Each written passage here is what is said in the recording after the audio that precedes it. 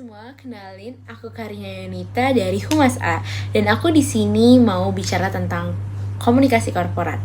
Nah, kalau kalian anak komunikasi ataupun orang yang ingin mau belajar komunikasi dan kepo terkait karir apa yang ada di Ilkom, mungkin kalian harus dengerin ini. Nah, ngomongin komunikasi korporat, apa sih komunikasi korporat itu?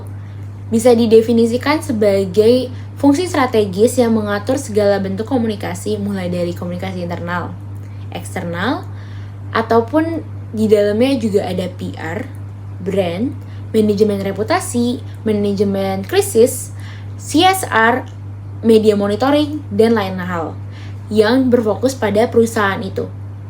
Nah, tujuannya apa? Yang pasti itu yang paling penting adalah manajemen reputasi dan kepercayaan jangka panjang. Itu dilakukan sulit karena membutuhkan waktu yang sangat panjang dan juga harus konsisten. Ingat bahwa reputasi itu dihasilkan oleh kinerja dan komunikasi yang baik. Fungsi utama Korkom sendiri bisa dibilang ada banyak. Yang pertama itu membangun dan menjaga reputasi. Reputasi perusahaan itu dibentuk lewat komunikasi yang konsisten. Yang kedua itu menyampaikan nilai dan identitas brand. Jadi pesan dari perusahaan itu harus mencerminkan nilai dari perusahaan sendiri. Mulai dari gaya bahasa, warna, sampai bagaimana cara menghandle respon di media sosial. Semua itu harus konsisten. Ketiga itu ada menjaga hubungan dengan stakeholders. Selanjutnya ada krisis communication. Bagaimana kalau ada krisis, Korkom itu yang turun tangan duluan. Mereka yang menghandle berita-berita negatif dan juga harus tahu dulu terkait berita rincinya. Selanjutnya itu ada internal communication. Bagaimana Korkom itu menyampaikan ke internal terkait nilai dan tujuan perusahaan sehingga mereka tuh tahu, karyawan-karyawan lain itu paham apa yang mau dibawa oleh perusahaan mereka. Selanjutnya itu ada media dan public relation. Korkom sendiri itu bekerja sama dengan media yang mereka yang bisa buat press release, mengelola publikasi juga bagian dari fungsi mereka. Nah, terakhir itu mungkin ada digital engagement dan social media management. Di sini karena medsos sekarang jadi kanal utama komunikasi, Korkom itu harus paham bagaimana cara menghandle media sosial, mulai dari promosinya dan juga ruang dialog bersama audiens. Lalu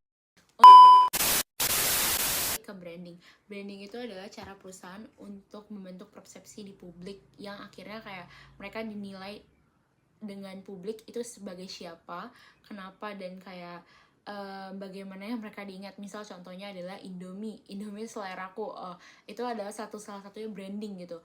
Terus Aqua itu sebagai air mineral mengalir sampai jatuh tuh Rucika gitu. Itu merupakan salah satu contoh branding yang bagus. Untuk tantangannya sendiri di new media saat ini, itu tuh bisa dibilang kita harus menguasai teknologi yang baru. Terus kedua, kita juga harus siap oleh banyaknya informasi misleading yang dibelokkan. Ketiga itu informasi yang kita berikan itu nggak secara cuma-cuma itu diterima oleh audiens. Tapi kalau opportunities yang pertama, kita tuh bisa menjangkau lebih banyak audiens secara efisien dan biaya yang lebih relatif murah.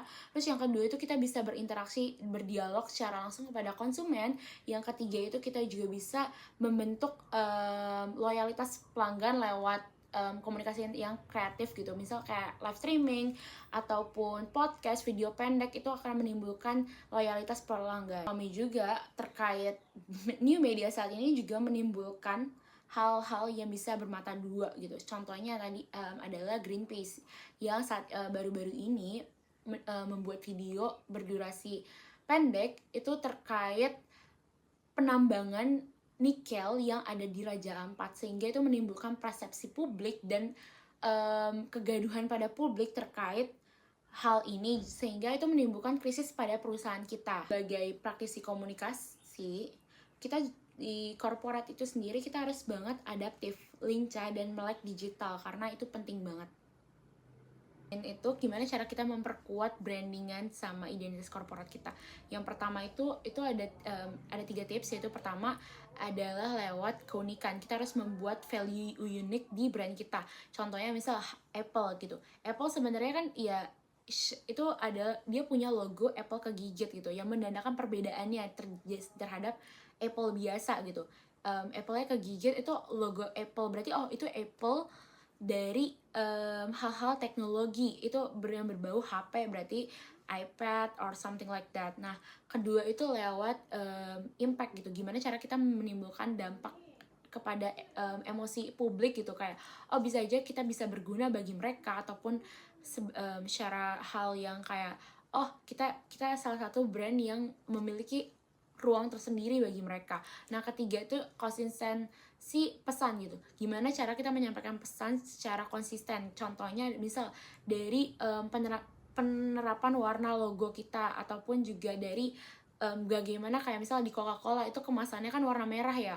Nah, itu salah satu penanda konsistensi pesan mereka itu, karena kalau dia tiba-tiba ngubah warna hijau, itu akan menjadi beda gitu, beda arti, kayak kita kan bingung sebagai pelanggan, konsumen atau audiens tuh pasti oh ini apa itu. Makanya itu penting banget kayak konsistensi terhadap pesan itu, salah satunya itu lewat warna bisa. Dan juga kayak Coca-Cola kan juga ngasih dua warna kan, merah dan hitam. Hitam tuh berarti kayak kita nandain itu yang zero coke gitu. Itu memudahkan pelanggan itu mengenali gitu, sehingga itu pesannya tuh terdeliver secara efektif.